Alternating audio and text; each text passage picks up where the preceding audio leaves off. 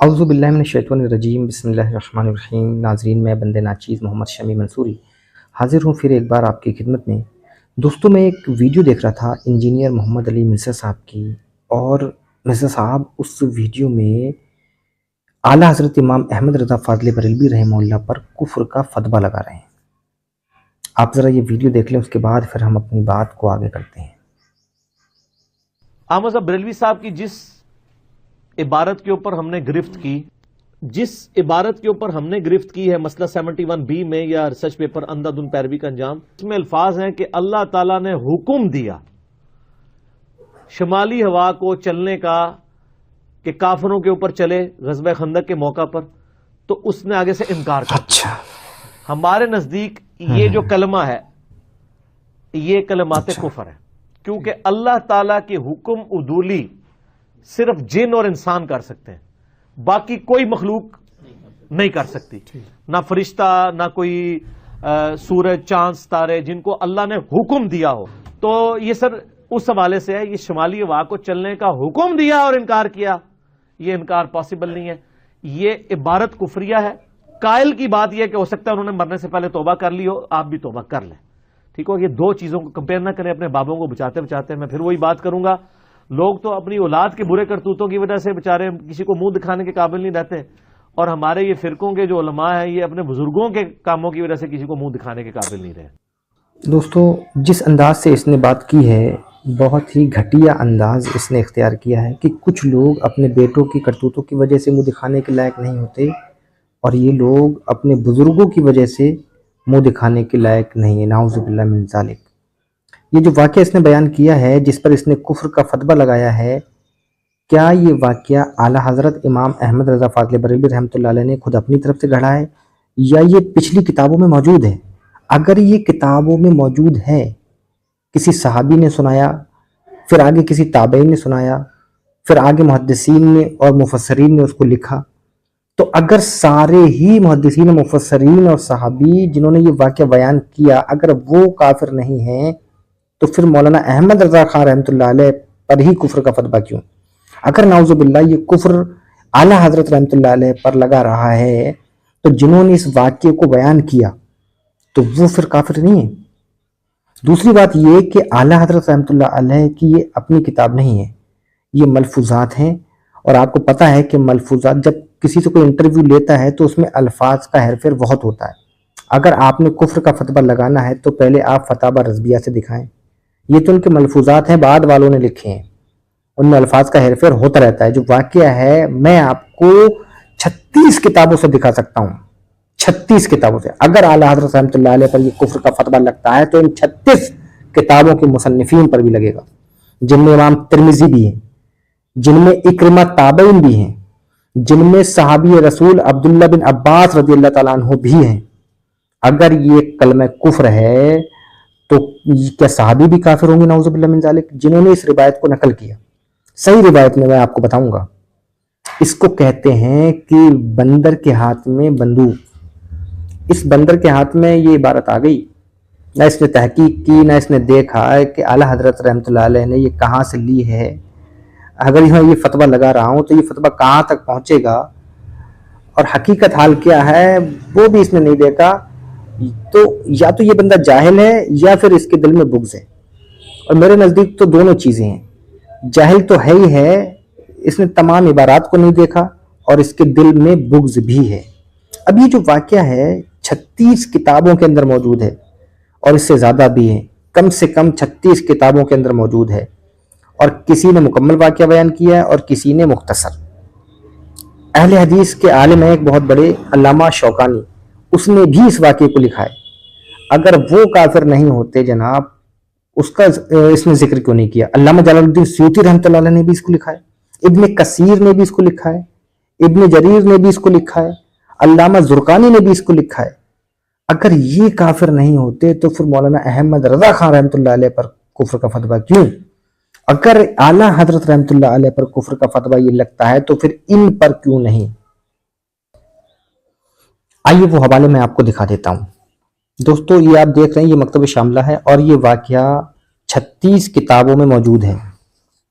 النتائج آپ نیچے دیکھیں گے 36 نمبر لکھا ہوا ہے. یہ واقعہ جو ہے اعلیٰ حضرت نے بیان کیا ہے، یہ 36 کتابوں کے اندر موجود ہے.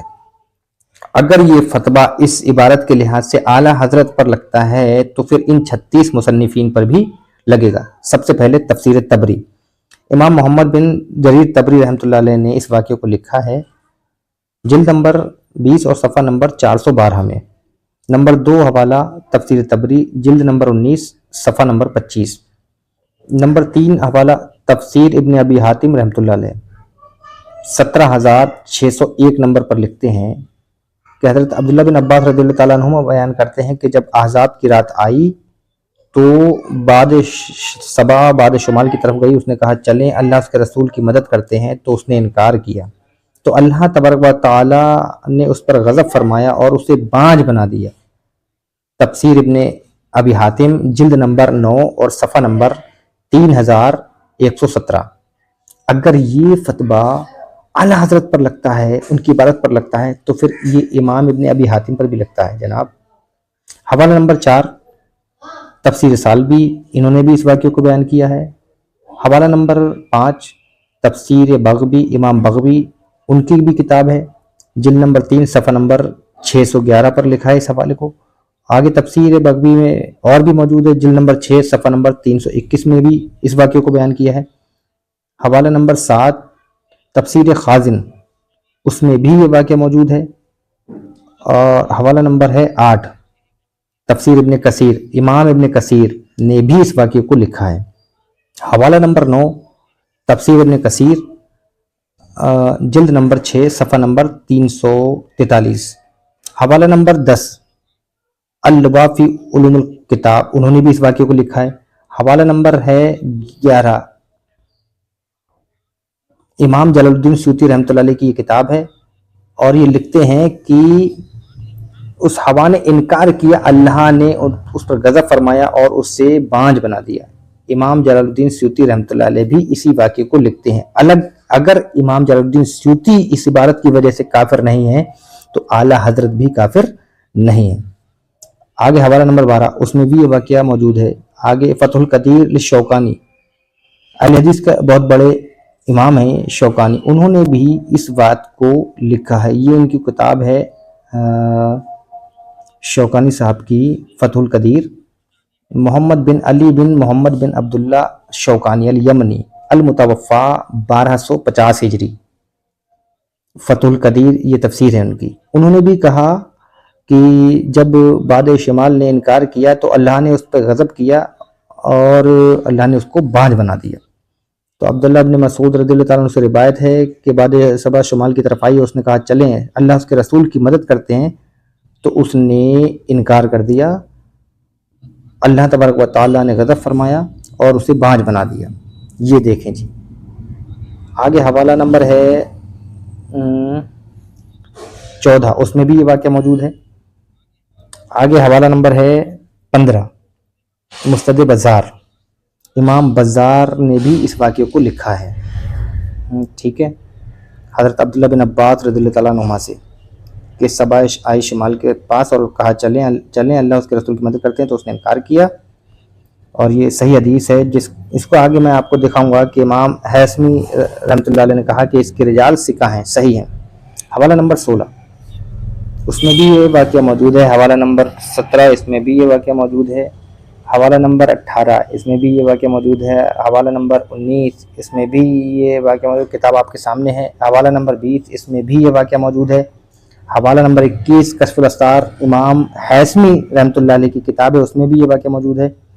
حوالہ نمبر 22 مجموع الزبائد، امام حیثمی رحمۃ اللہ علیہ کی کتاب ہے، اور حدیث نمبر 9936 عن ابن عباس رضی اللہ تعالیٰ عنہما قال، یعنی بعد صبا شمال کے پاس آئی احزاب کی رات، اس نے کہا چلیں ہم اللہ کے رسول صلی اللہ تعالیٰ علیہ وسلم کی مدد کرتے ہیں. تو شمال نے کہا کہ ہوائیں جو ہیں وہ رات کو نہیں چلتی ہیں، گرم ہوائیں. تو وہ اللہ تبارک و تعالیٰ نے اس کو بھیجا بعد صبا کو کہ تم بھی جاؤ اور شمال کو کہو وہ بھی جائے، تو اس نے انکار کر دیا. امام حیثمی کہتے ہیں ورجال صحیح، اس کے رجال جو ہیں اس حدیث کے وہ صحیح ہیں، یہ واقعہ مختصر یہاں پر بیان کیا جس کو اعلیٰ حضرت نے بھی لکھا. اگر اعلیٰ حضرت پر کفر کا فتویٰ لگتا ہے تو بتائیں پھر عبداللہ بن عباس رضی اللہ تعالیٰ عنہ پر بھی کفر کا فتویٰ لگے گا نا. عبارت تو وہی ہے, حدیث بھی صحیح ہے. آگے جی حوالہ نمبر 23 مجموع الزوائد, حدیث نمبر ہے 10,158. وہی واقعہ پھر سے آ گیا. حوالہ نمبر ہے آگے 24, وہی واقعہ موجود ہے. حوالہ نمبر 25 امام ترمذی رحمۃ اللہ علیہ کی یہ کتاب ہے علم الکبیر ترمذی. امام ترمذی کی بھی اسی واقعے کو بیان کرتے ہیں کہ اس باد شمال نے انکار کیا. اگر اعلیٰ حضرت کی عبارت پر کفر کا فتویٰ لگتا ہے تو وہی عبارت امام ترمذی نے بھی لکھی ہے, تو کیا امام ترمذی کو بھی وہ کافر کہے گا؟ نعوذ باللہ من ذالک. ایسی مطلب جہالت ہے. آگے دیکھیں, چل یہ کتاب ہے, اس میں بھی یہ واقعہ موجود ہے. الاحکام الکبریٰ, اس میں بھی یہ واقعہ موجود ہے. الخصائص الکبریٰ, امام جلال الدین سیوطی رحمۃ اللہ علیہ کی کتاب ہے یہ, اس میں بھی یہ واقعہ موجود ہے. اگلی کتاب ہے سیرت کی, اس میں بھی ایک واقعہ موجود ہے, اور اس میں یہ باقاعدہ یہ بھی لکھا ہوا ہے تفصیل کے ساتھ کہ اللہ نے اس پر غضب فرمایا اور اسے بانجھ بنا دیا. ٹھیک ہے. حوالہ نمبر ہے 30, اس میں بھی یہ سیرت کی کتاب ہے, اس میں بھی یہ واقعہ موجود ہے. آگے بھی اگلی کتاب ہے سیرت کی, اس میں بھی یہ واقعہ موجود ہے. آگے البدایہ والنہایہ امام ابن کثیر کی, اس میں بھی یہ واقعہ موجود ہے. آگے الکامل فی ضعفاء الرجال, اس میں بھی یہ واقعہ موجود ہے. حوالہ نمبر 34, اس کتاب میں بھی یہ واقعہ موجود ہے, آپ کے سامنے آ رہا ہوگا. اسی طرح حوالہ نمبر 35 اور اسی طرح حوالہ نمبر 36 کتابوں میں اس واقعے کو لکھا گیا ہے. مصنفین نے لکھا ہے, بعض نے تفصیل سے لکھا ہے اور بعض نے جو ہے مختصر لکھا ہے. بات وہی ہے جو اعلیٰ حضرت نے لکھی ہے. تو اگر اعلیٰ حضرت کی عبارت پر کفر کا فتویٰ لگتا ہے تو پھر ان 36 مصنفین پر بھی وہی کفر لوٹے گا, وہی فتویٰ لگے گا.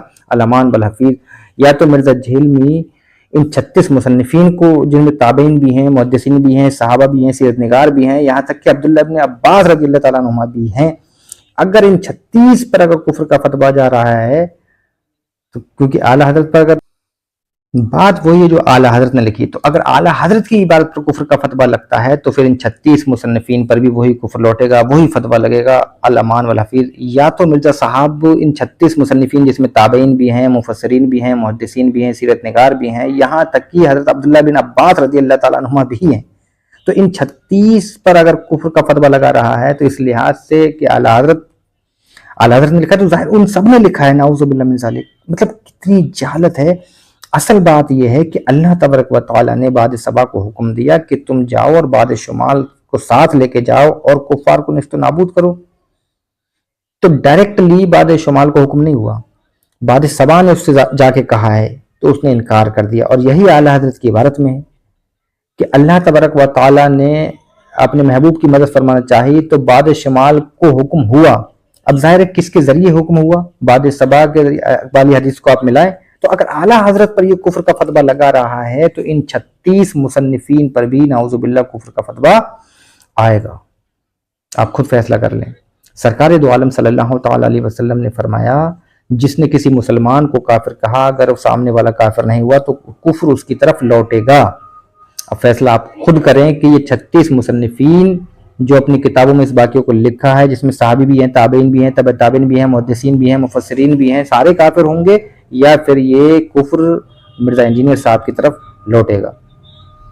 تو دوستو آپ نے دیکھ لیا کہ تمام فقہا, محدثین, مفسرین نے اس واقعے کو بیان کیا ہے. اگر یہ مفسرین, محققین, فقہا کافر نہیں ہوتے تو پھر اعلیٰ حضرت کافر کہتے ہیں.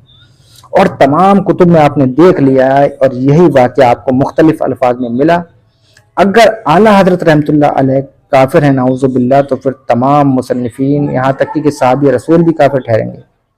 اب آپ خود فیصلہ کر لیں. اللہ تعالیٰ سے دعا ہے کہ اللہ تعالیٰ ہمیں حق سمجھنے, حق کو تسلیم کرنے کی توفیق عطا فرمائے. وما علینا الا البلاغ المبین. السلام علیکم ورحمۃ اللہ وبرکاتہ.